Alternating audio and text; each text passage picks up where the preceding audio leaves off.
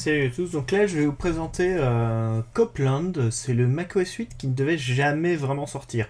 Enfin, à la fin de macOS 7, Apple avait en fait essayé de développer un nouvel OS, macOS 8 alias Copland. Donc là vous voyez en train de démarrer sur un Power Mac. Sauf qu'ils n'ont jamais réussi à vraiment terminer cet OS, et donc il y a juste quelques bêtas qui traînent sur le net, et les macOS 8 qu'on a vraiment eu nous, c'est une évolution de macOS 7, et macOS 9 est une évolution de macOS 8, et blablabla, jusqu'à macOS 10. Donc là vous voyez il est en train de démarrer en fait sur un Power Mac 6100, que j'ai dû un peu régler parce que par défaut ça démarre assez lentement. La toute fin d'après-midi. Ah, vous avez entendu mon abastag. Donc là, ça prend assez de temps à démarrer sur un disque dur. Heureusement, je vous épargne le bruit de scie sauteuse du vieux Barracuda SCSI. Donc là, on arrive bientôt sur le bureau. Voilà, attention, hop. Donc version bêta oblige, le menu en haut s'appelle Spaz. En fait, à chaque version bêta, le menu en haut à droite change de nom. Simplement. Donc là, vous voyez, donc on va voir la structure du disque dur, simplement. Donc il y a un macOS folder pour le nouvel OS et un system folder pour macOS 7 qui est installé sur le même disque dur, enfin système 7. Donc là, voilà, pendant mes tests, j'ai un peu regardé ce qu'il y avait comme extension, ce genre de choses. Il y a beaucoup de trucs liés aux imprimantes notamment. Euh, Copland est franchement pas fini, hein, donc c'est super instable, ça plante assez régulièrement même quand on fait rien. Il faut une deuxième machine en face qui sert de debugger, et sans elle, c'est simple, ça démarre même pas en fait. Donc là, voilà. Comme vous voyez, il y a très peu d'applications, donc en gros, il y a juste un menu que je vais lancer là, le Monitors, qui va démarrer, qui est juste un truc qui permet de changer les réglages forcément d'image. C'est plutôt lent parce que c'est sur un Power Mac 6100, donc avec un Power PC 600 à 66 MHz seulement et 40 Mb de RAM.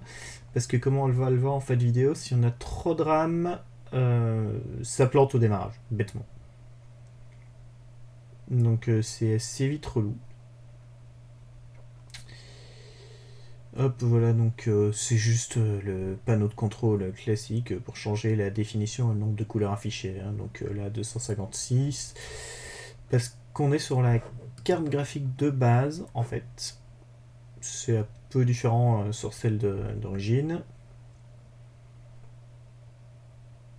Donc là, bon, j'ai lancé quelques programmes.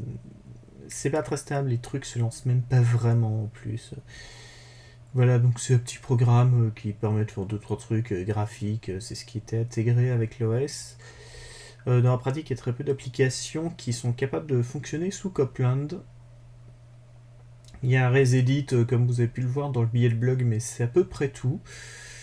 Là, je vais vous montrer, j'ai juste essayé de lancer des applications macOS classiques, donc c'est macOS 7.5.3 qui est installé. Donc voilà, donc si on l'essaye de lancer, donc j'ai essayé de lancer le lecteur de CD audio et le menu va apparaître. Il faut le tourner parce que c'est vraiment pas très rapide. Attention, voilà, donc il y a un menu d'erreur qui disparaît assez rapidement. Voilà. Je vous l'affiche. Hop, voilà, donc il trouve pas le lecteur de CD bêtement. J'avais essayé aussi de lancer Simple Text, qui est vraiment le programme de base, et bah, le programme plante, voilà, il peut pas fonctionner sous Copland, tout simplement. Donc il n'y a pas de bouton à propos de ce Mac. Quand on lance le sélecteur, on n'a pas accès au réseau Apple Talk, on a uniquement accès aux imprimantes partagées en fait. Donc voilà, et quand on ferme le truc, ça plante. Donc là, juste deux, trois exemples. Donc quand on a trop de RAM, en fait, ça va pas plus loin que ça. Voilà. Et quand on n'a pas assez de RAM, attention, ça va faire simplement une superbe erreur au démarrage. Et c'est terminé pour cette vidéo.